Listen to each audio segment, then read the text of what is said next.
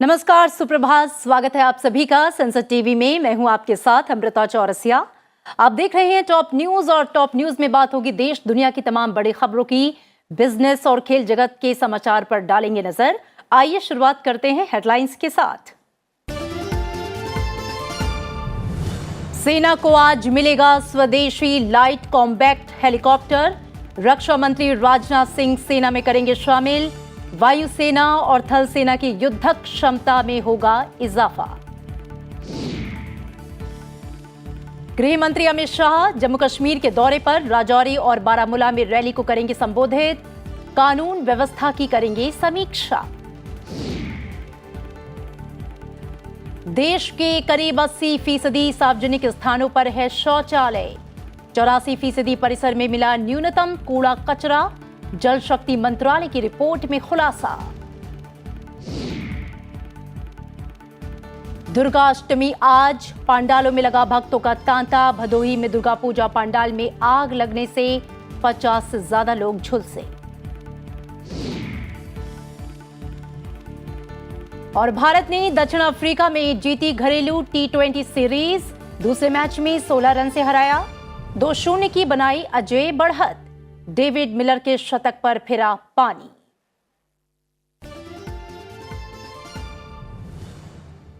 और आइए अब खबरें विस्तार से।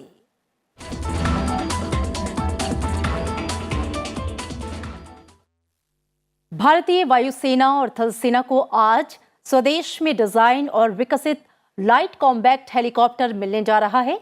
इस हेलीकॉप्टर के सेना में शामिल होने से वायुसेना की युद्धक क्षमता में बढ़ोतरी होगी। यह हेलीकॉप्टर धीमी गति से चलने वाले विमान, ड्रोन और बख्तरबंद वाहनों से युद्ध की स्थिति में सेना की युद्धक क्षमता को बढ़ाएंगे। इन हेलीकॉप्टर्स को रक्षा मंत्री राजनाथ सिंह, वायुसेना प्रमुख वीआर चौधरी की मौजूदगी में आधिकारिक तौर पर जोधपुर वायुसेना बेस पर वायुसेना में शामिल करेंगे। लाइट कॉम्बैक्ट हेलीकॉप्टर को हिंदुस्तान एरोनॉटिक्स लिमिटेड ने विकसित किया है। LCH के 15 सीमित संस्करण में से 10 हेलीकॉप्टर भारतीय वायुसेना के लिए हैं और 5 सेना के लिए हैं। प्रधानमंत्री नरेंद्र मोदी की अध्यक्षता में सुरक्षा कैबिनेट समिति ने कुछ महीने पहले ही LCH के खरीद को मंजूरी दी थी।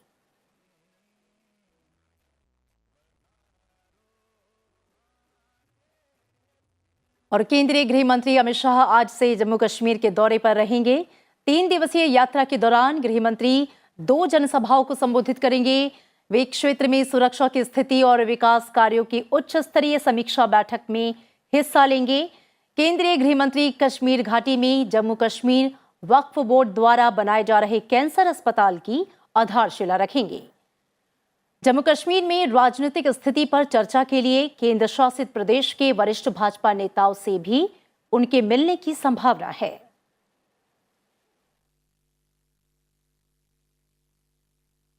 प्रधानमंत्री नरेंद्र मोदी 11 अक्टूबर को संयुक्त राष्ट्र विश्व भू स्थानिक सूचना कांग्रेस का उद्घाटन करेंगे। हैदराबाद में आयोजित इस 5 दिवसीय सम्मेलन का विषय है वैश्विक गांव को भू सक्षम करना। कोई भी पीछे नहीं रहना चाहिए। 115 देशों के 550 से अधिक प्रतिनिधि इसमें हिस्सा लेंगे। इस दौरान एकीकृत भू स्थानिक सूचना प्रबंधन, इसकी क्षमताओं का विकास करने और मजबूती पर चर्चा की जाएगी। आपको बता दें कि UNWGIC का आयोजन 10 से 14 अक्टूबर तक किया जाएगा। विदेश राज्य मंत्री वी मुरलीधरन आज से ओमान की यात्रा पर रहेंगे। ओमान की ये उनकी दूसरी यात्रा होगी। इस दौरान वे ओमान के विदेश मंत्री और वरिष्ठ गणमान्य व्यक्तियों से मुलाकात करेंगे। बैठक में आपसी हित के द्विपक्षीय, क्षेत्रीय और अंतर्राष्ट्रीय मुद्दों पर चर्चा होगी। वे ओमान में भारतीय समुदाय के लोगों से भी बातचीत करेंगे। देश के करीब 80% सार्वजनिक स्थानों पर शौचालय है, जबकि उनमें से 84.2% के परिसरों में न्यूनतम कूड़ा कचरा देखा गया। ये बात एक नई सरकारी रिपोर्ट में सामने आई है। महात्मा गांधी की जयंती पर जल शक्ति मंत्रालय की ओर से जारी रिपोर्ट के अनुसार निरीक्षण टीम ने धार्मिक स्थलों, बाजारों, स्वास्थ्य सुविधाओं, आंगनवाड़ी केंद्रों और सरकारी स्कूलों जैसे 85,872 सार्वजनिक स्थानों का दौरा किया। इनमें से 93.1% स्थानों में न्यूनतम रुका हुआ पानी था। साल 2014 में महात्मा गांधी की जयंती के मौके पर प्रधानमंत्री ने स्वच्छ भारत मिशन की शुरुआत की थी। इन 8 सालों में प्रधानमंत्री मोदी लगातार देशवासियों को स्वच्छता के प्रति जागरूक करते रहे हैं। और राष्ट्रपति द्रौपदी मुर्मू ने रविवार को स्वच्छ ग्रामीण सर्वेक्षण 2022 पुरस्कार प्रदान किए। इसमें बड़े राज्यों की श्रेणी में पहला पुरस्कार तेलंगाना को, दूसरा हरियाणा और तीसरा पुरस्कार तमिलनाडु को दिया गया। छोटे राज्यों की बात करें तो छोटे राज्यों में और केंद्र शासित प्रदेशों में अंडमान और निकोबार ने पहला पुरस्कार जीता। दादरा और नागर हवेली, दमन और दीव को दूसरे स्थान के लिए, जबकि सिक्किम को तीसरे स्थान के लिए पुरस्कार दिया गया। इस मौके पर राष्ट्रपति द्रौपदी मुर्मू ने स्वच्छता के लिए सरकार के प्रयासों की सराहना करते हुए कहा कि कोविड महामारी के दौरान स्वच्छ भारत अभियान और जल जीवन मिशन ने एक सुरक्षा कवच का काम किया है। स्वच्छ भारत मिशन ग्रामीण व्यवहार परिवर्तन का एक आंदोलन है। कोरोना की वैश्विक महामारी के दौरान सभी लोगों ने ये महसूस किया कि घर घर बने शौचालय, साबुन से हाथ धोने की आदत और घर में नल के द्वारा जल की आपूर्ति की सुविधा ने इस विपत्ति में एक रक्षा कवच का कार्य किया है।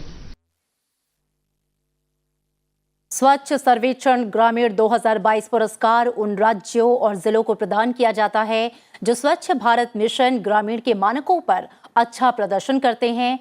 इनमें यह भी देखा जाता है कि स्वच्छता की स्थिति में सुधार के लिए ग्रामीण समुदाय की भागीदारी कैसी रही। और कांग्रेस अध्यक्ष पद के उम्मीदवार मल्लिकार्जुन खड़गे ने यह दावा किया है कि पार्टी में अब कोई G23 गुट नहीं है। वे भी पार्टी को बचाना चाहते हैं। वहीं दूसरे उम्मीदवार शशि थरूर ने कहा है कि वो खड़गे के साथ सार्वजनिक बहस के लिए तैयार हैं। शशि थरूर ने कहा कि वो अपने प्रतिद्वंदी मल्लिकार्जुन खड़गे के साथ सार्वजनिक बहस के लिए तैयार हैं, क्योंकि इससे लोगों को उसी तरह से पार्टी में दिलचस्पी पैदा होगी जैसे कि हाल में ब्रिटेन में कंजर्वेटिव पार्टी के नेतृत्व पद के चुनाव को लेकर हुई थी। खड़गे साहब और मैं हूं, तो मेरे ख्याल में हम दोनों के आपस में जो ये चुनाव होगी पार्टी के, मैं सिर्फ ये कहूंगा कि इसमें ना कोई दुश्मनी है, ना ये कोई युद्ध है या कोई जंग है। हम दोनों शत्रु नहीं है, हम दोनों सहयोगी है पार्टी के अंदर। लेकिन हम चाहते हैं कि एक साथ हमारे संकल्प पार्टी के कार्यकर्ताओं के सामने रख के कि आप लोग के समर्थन हम मांगे। उनकी इस टिप्पणी को लेकर उन पर कटाक्ष करते हुए खड़गे ने कहा कि विद्वान लोगों की इच्छा बहस की हो सकती है, लेकिन वो इसमें नहीं पड़ेंगे क्योंकि वो सिर्फ काम करना जानते हैं।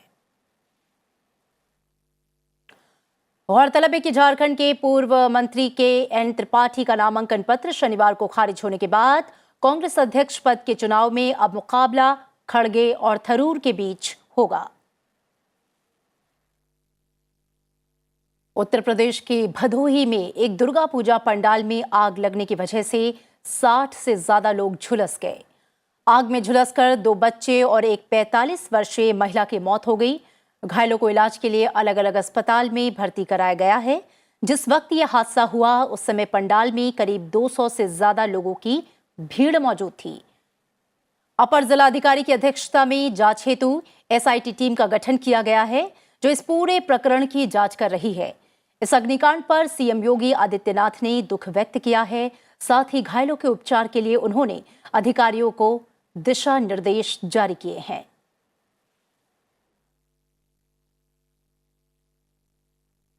और फिलहाल इसी के साथ यहां रुकेंगे एक छोटे से ब्रेक के लिए। ब्रेक के बाद आपको बताएंगे अंतर्राष्ट्रीय सुर्खियां, साथ ही बात होगी खेल जगत की। आप कहीं मत जाइएगा, देखते रहिए संसद टीवी।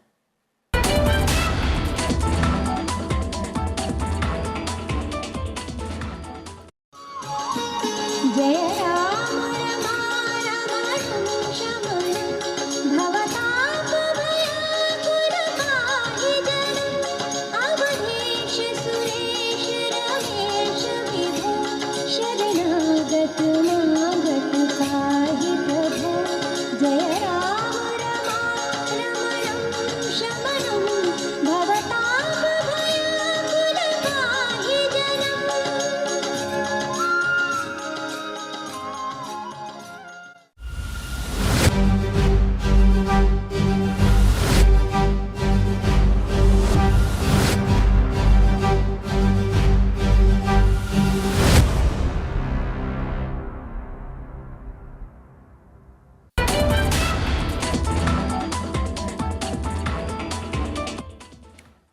ब्रेक के बाद स्वागत है आपका। आप देख रहे हैं संसद टीवी और अब नजर टॉप 10 पर। राष्ट्रपति द्रौपदी मुर्मू आज से 2 दिन के दौरे पर गुजरात पर रहेंगी।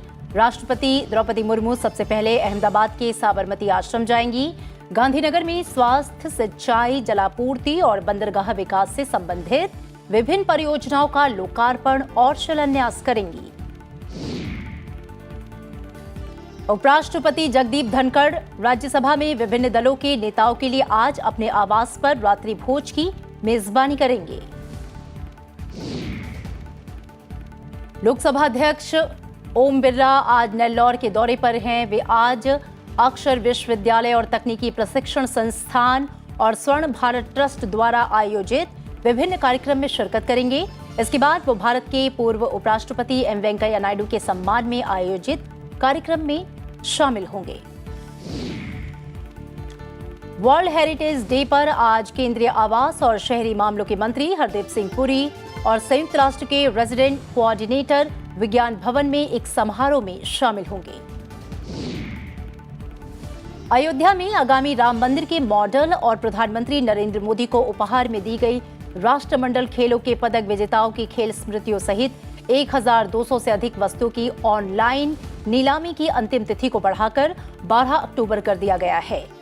17 सितंबर से शुरू हुई ई नीलामी पहले 2 अक्टूबर को समाप्त होने वाली थी। उत्तर प्रदेश के पूर्व मुख्यमंत्री व समाजवादी पार्टी के संरक्षक मुलायम सिंह यादव को रविवार को तबियत बिगड़ने के बाद मेदांता अस्पताल के आईसीयू में भर्ती कराया गया। पीएम नरेंद्र मोदी ने अखिलेश यादव से बात करके मुलायम सिंह यादव के स्वास्थ्य के बारे में जानकारी ली और हर संभव सहायता का आश्वासन दिया। गुजरात सरकार ने गांधी जयंती पर खादी और हथकरघा उत्पादन पर 30% की छूट की घोषणा की है।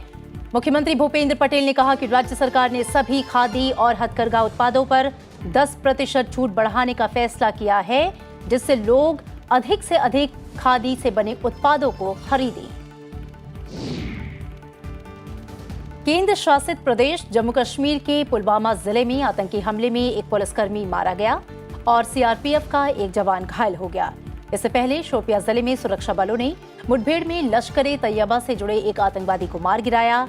उसके पास से AK-47 राइफल सहित हथियार और गोला बारूद और आपत्तिजनक दस्तावेज बरामद किए गए। केंद्र शासित प्रदेश जम्मू कश्मीर के उपराज्यपाल मनोज सिन्हा ने केंद्र शासित प्रदेश के गुमराह युवाओं से हिंसा का रास्ता छोड़कर मुख्य धारा में शामिल होने का आग्रह किया। उपराज्यपाल ने राष्ट्रपिता महात्मा गांधी की जयंती केंद्र शासित प्रदेश के स्कूलों में आयोजित 1 महीने के समारोह के अंतिम दिन ये बातें कही। केंद्रीय पत्तन, पोत परिवहन और जलमार्ग और आयुष मंत्री सर्बानंद सोनोवाल ने सेवा पखवाड़ा के एक हिस्से के रूप में तमिलनाडु के तूतीकोरिन में वृक्षारोपण अभियान का उद्घाटन किया।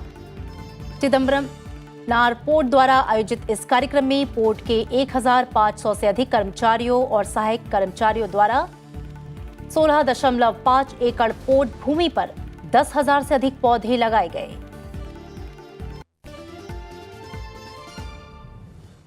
और इसी के साथ अब नजर अंतर्राष्ट्रीय सुर्खियों पर।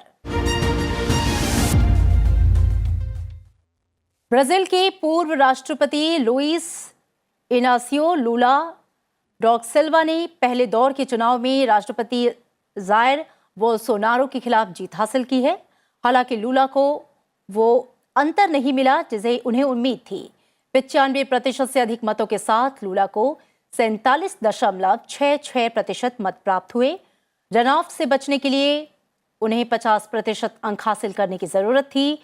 वहीं बोल्सोनारो ने बहुत प्रतिस्पर्धी 43.86% वोट हासिल किए। आपको बता दें कि लुइस इनासियो ने साल 2003 और 2010 के बीच ब्राजील पर शासन किया।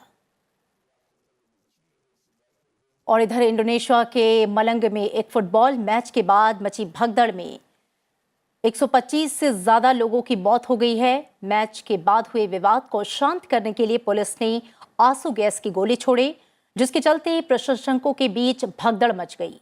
ज्यादातर लोगों की मौत कुचलने के कारण हुई। ये खेल आयोजन में अब तक की सबसे घातक आपदाओं में से एक है। राष्ट्रपति जोको विडोडो ने सुरक्षा प्रक्रियाओं की जांच का आदेश दिया। फीफा अध्यक्ष ने मौतों को फुटबॉल में शामिल सभी लोगों के लिए एक काला दिन और समझ से परे एक त्रासदी कहा।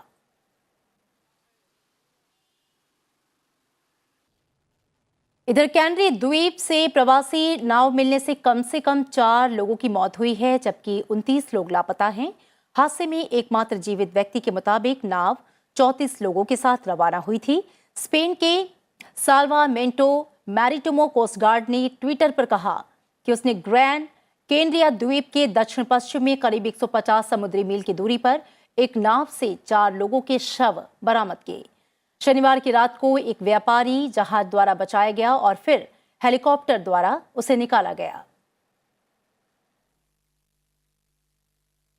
और नील तूफान अब कुछ हल्का हो गया है, लेकिन रविवार को एक खतरनाक श्रेणी का तूफान बना रहा, क्योंकि ये मैक्सिको के उत्तर पश्चिमी प्रशांत तट की ओर गया, जो पर्यटक शहरों मजतलान और सैन ब्लास के बीच था। एक तूफान के बढ़ने के बाद ऑरलीन ने जल्द से शक्ति को जोड़ा। रविवार की शुरुआत में 130 मील प्रति घंटे की अधिकतम निरंतर हवाओं के साथ श्रेणी 4 तूफान के रूप में चरम पर पहुंच गया, लेकिन रविवार देर रात तक हवाएं 115 मील प्रति घंटे की रफ्तार से चली। आपको बता दें कि तूफान एस्लास मारियास के ऊपर या उसके पास बढ़ रहा है। ईरान में 22 वर्षीय युवती महसा अमीनी के पुलिस हिरासत में मौत के बाद से देश भर में हिंसक प्रदर्शन अभी भी जारी है। इन प्रदर्शनों में कम से कम 92 लोग मारे गए। नॉर्वे स्थित ईरान ह्यूमन राइट्स एनजीओ के हवाले से यह दावा किया गया है। खबरों के मुताबिक शनिवार को देश के कुर्द क्षेत्र में व्यापक रैलियां और हड़ताल हुई। 2019 के बाद ईरान में यह अब तक का सबसे बड़ा प्रदर्शन बन गया है, जिसमें दर्जनों लोग अशांति के कारण मारे गए। इसमें पहले की रिपोर्ट्स में 83 लोगों के मारे जाने की पुष्टि थी। आपको बता दें कि महसा की मौत के खिलाफ ईरान से बाहर लंदन, रोम, मैड्रिड और दूसरे पश्चिमी शहरों में भी प्रदर्शन देखे गए। अमीनी को ईरान की नैतिकता पुलिस ने अनुपयुक्त पोशाक के लिए गिरफ्तार किया था, जिसके 3 दिन बाद ही उनकी हिरासत में मौत हो गई थी। यूक्रेन के पूर्वी इलाके में दोनेत्स्क प्रांत के लाइमन को रूसी कब्जे से मुक्त कराए जाने से यूक्रेनी राष्ट्रपति व्लादिमीर जेलेंस्की उत्साहित है। यूक्रेनी वायुसेना ने 24 घंटे में 29 हमले किए। लाइमन के दोनबास में सबसे अहम रणनीतिक मोर्चा बनाते हुए जेलेंस्की ने कहा कि यहां से रूसी सैनिकों का भागना बताता है कि पूरे दोनबास पर रूसी सेना की पकड़ कमजोर हो चली है। यहां यूक्रेन जीत की ओर है। हालांकि रूसी रक्षा मंत्रालय के प्रवक्ता इगोर कोनारशेकोव ने कहा है कि रूसी सेना रणनीति के तहत लाइमन से हटी है।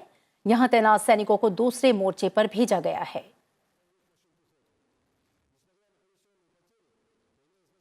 वहीं रूस के राष्ट्रपति व्लादिमीर पुतिन के खास दोस्तों में शामिल चेचेन कमांडर रमजान कादिरोव ने पुतिन को बिना देर किए हल्के परमाणु हथियार के इस्तेमाल की सलाह दी है। बहरहाल लाइमन से रूसी सेना का हटना इस वजह से ज्यादा अपमानजनक है क्योंकि ये उस दोनेत्स्क प्रांत का हिस्सा है जिसका रूस में विलय हो चुका है। रूसी लोग इसे रूस की जमीन पर यूक्रेनी कब्जे के तौर पर देख रहे हैं और वहां से सेना के पीछे हटने को लेकर सेना की दलीलों से खुश नहीं हैं। अमेरिकी रक्षा मंत्री ऑस्टिन लॉयड ने यूक्रेनी सेना की तारीफ की। कहा, लाइमन पर कब्जे से यूक्रेन को पूर्वी मोर्चे पर बढ़ी बढ़त बनाने में मदद मिलेगी क्योंकि यहां से अब यूक्रेन के रक्षात्मक बने रहने की जरूरत नहीं होगी और खुलकर रूसी ठिकानों को निशाना बनाया जा सकेगा। और आइए अब नजर खेल जगत की खबरों पर।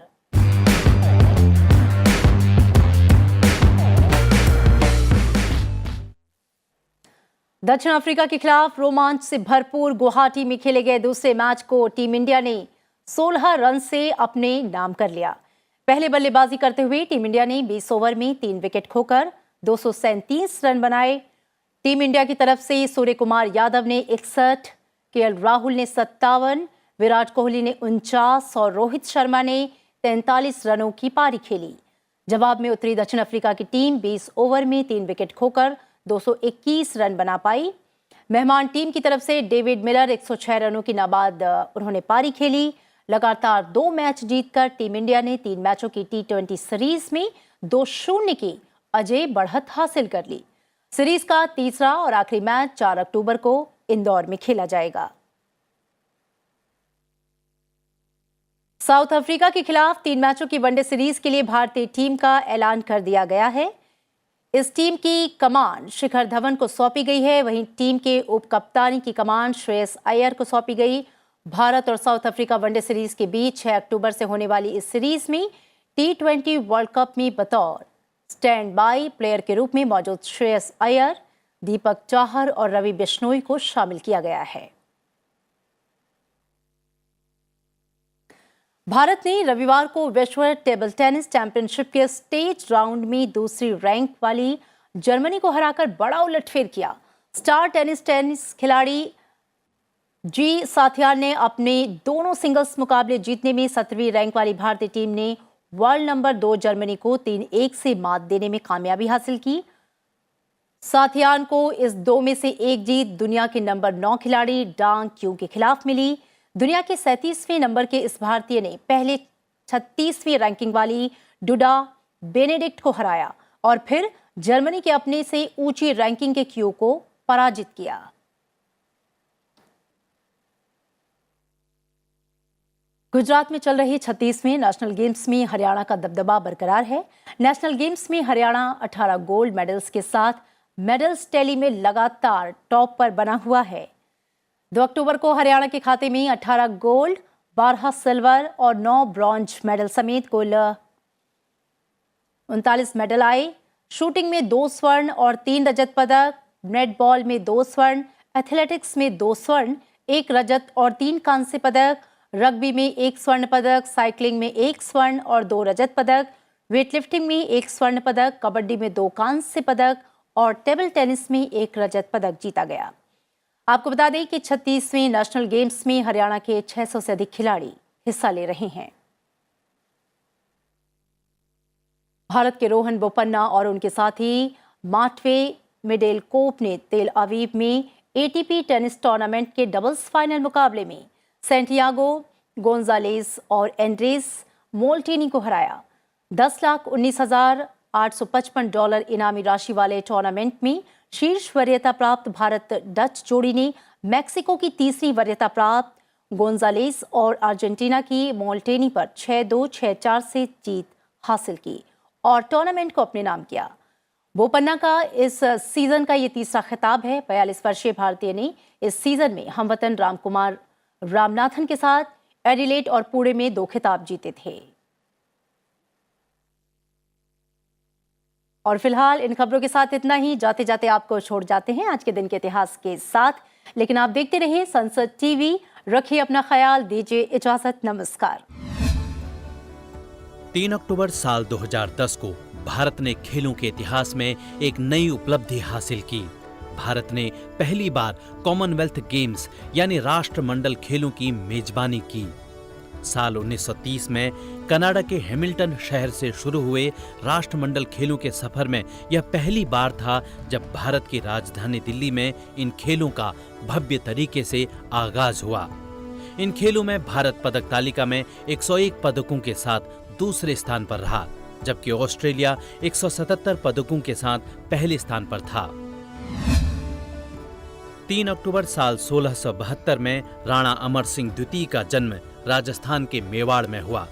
वे मेवाड़ साम्राज्य के राजपूत राजवंश के राजा थे। राणा अमर सिंह ने स्वतंत्रता और अपनी मातृभूमि की समृद्धि के लिए मुगलों के खिलाफ राजपूताना को एकजुट करने का प्रयास किया। अमर सिंह द्वितीय इतिहास के सबसे बड़े शूरवीरों में से एक महाराणा प्रताप के वंशज थे, जिनका नाम इतिहास में वीरता, शौर्य, त्याग, पराक्रम और दृढ़ प्रण के लिए अमर है। 1576 में महाराणा प्रताप के नेतृत्व में लड़े गए ऐतिहासिक हल्दी घाटी युद्ध में उन्होंने अकबर के मुख्य और प्रिय सेनानायकों में से एक बहलौल खान को उसके घोड़े सहित 2 टुकड़ों में छिन्न भिन्न कर दिया था। 3 अक्टूबर साल 1932 में इराक को ब्रिटेन से स्वतंत्रता मिली। यह एशिया में स्थित एक देश है। 1958 में हुए एक सैनिक तख्तापलट के कारण यहाँ एक गणतांत्रिक सरकार बनी। इसकी राजधानी बगदाद है। इराक के 6 पड़ोसी देश हैं, जिनमें ईरान, कुवैत, जॉर्डन, सऊदी अरब, सीरिया और तुर्की शामिल हैं। इसकी आधिकारिक भाषाएं अरबी और कुर्दिश है। साल 2006 में इराक के तानाशाह जनरल सद्दाम हुसैन को मानवता के खिलाफ अपराधों के लिए फांसी की सजा दी गई।